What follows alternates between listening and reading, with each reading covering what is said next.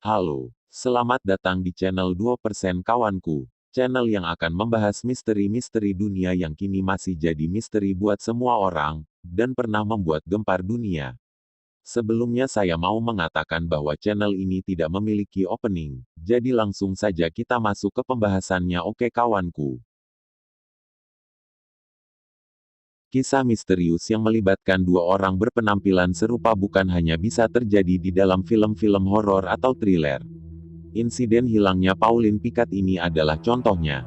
Gadis berusia 2 tahun asal Perancis tersebut secara tiba-tiba menghilang dari ladang milik orang tuanya. Pauline pada akhirnya memang berhasil ditemukan. Namun setelah itu justru muncul rentetan kejadian aneh yang bakal membuat siapapun kebingungan.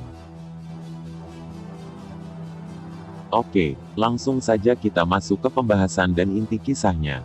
Inilah kisah nyata dari gadis kecil bernama Pauline Picat yang hilang secara misterius tetapi terdapat kembarannya. Semuanya bermula ketika pada bulan April tahun 1922, Pauline secara tiba-tiba menghilang dari kediaman keluarganya di Goas Al-Ludu.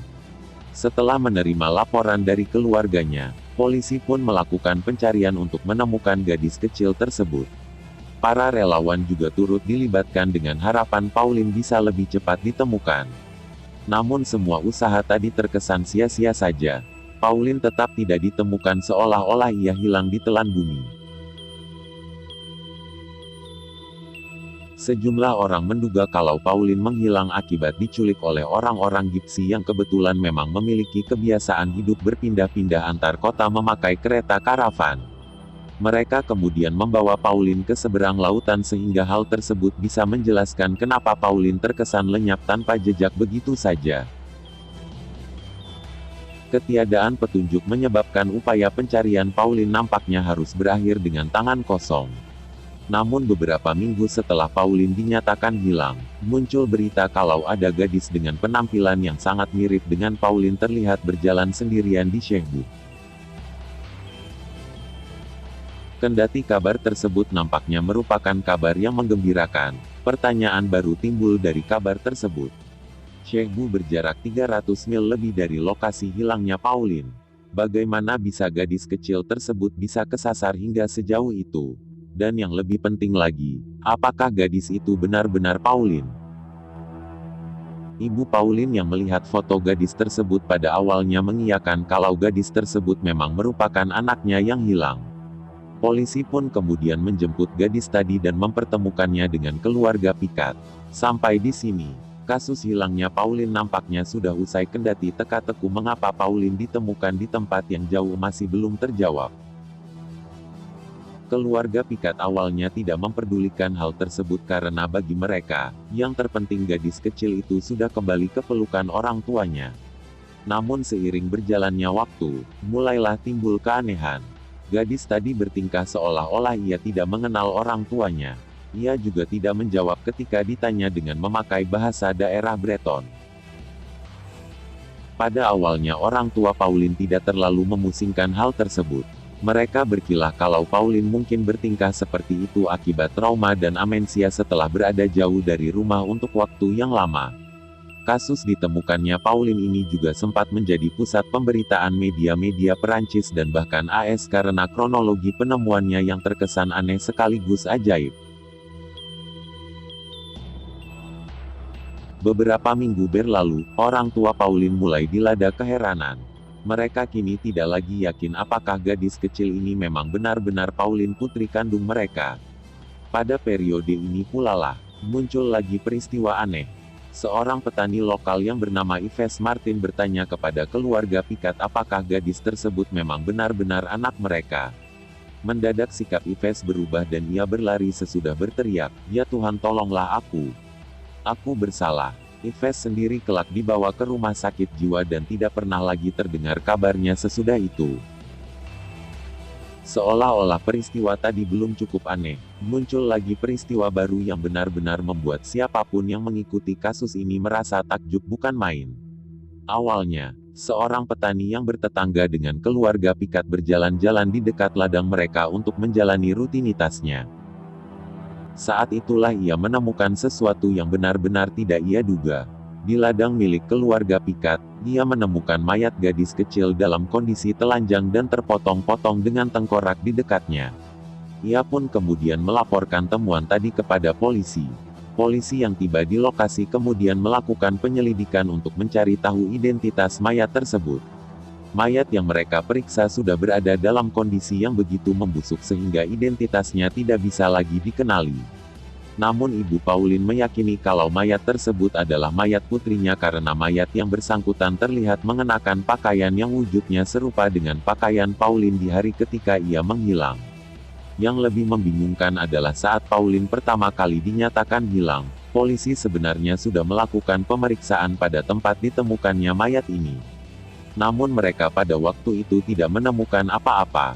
Polisi pun lantas menduga kalau mayat tadi sebelumnya disimpan di tempat lain sebelum kemudian dibuang di ladang milik keluarga Picard. Hasil autopsi yang dilakukan pada tengkorak bukannya membantu memberikan titik terang, tapi malah semakin menambah rumit penyelidikan. Tengkorak tersebut ternyata bukanlah tengkorak milik gadis tadi karena ukurannya yang terlalu besar, melainkan berasal dari seorang pria dewasa. Dengan berbekal hasil autopsi tadi, muncullah dugaan baru kalau pelaku di balik kasus ini sudah melakukan penculikan dan membunuh setidaknya 2 orang berbeda. Dan pelaku masih berkeliaran dengan bebas di luar sana. Kendati polisi sudah berusaha keras melakukan penyelidikan, pada akhirnya kasus ini harus berakhir secara menggantung. Pelaku penculikan Pauline tidak pernah tertangkap. Motifnya pun tidak pernah diketahui. Yang tersisa hanyalah pertanyaan demi pertanyaan yang nampaknya tidak akan pernah terjawab. Apakah Yves aslinya memang merupakan sosok di balik penculikan dan pembunuhan Pauline? Siapakah pemilik asli tengkorak di samping mayat gadis kecil tersebut?